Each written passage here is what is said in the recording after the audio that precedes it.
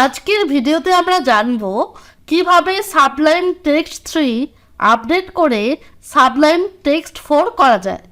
So let's start.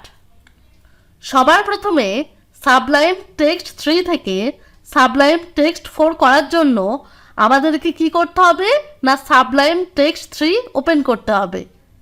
তো আমি স্ক্রিনের নিচে সার্চ বারে এসে লিখলাম সাবলাইম টেক্সট 3।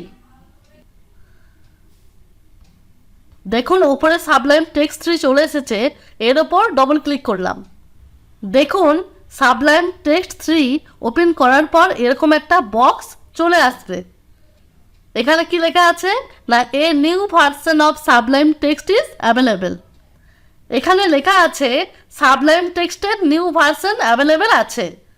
আপনি যদি আপডেট করতে চান তাহলে এই ডাউনলোডে ক্লিক করবেন। তো আমি ডাউনলোডে ক্লিক করলাম। তো দেখুন ডাউনলোড স্টার্ট হয়ে গেছে। আপডেট করার সময় কম্পিউটারে অবশ্যই যেন ইন্টারনেট কানেকশন থাকে।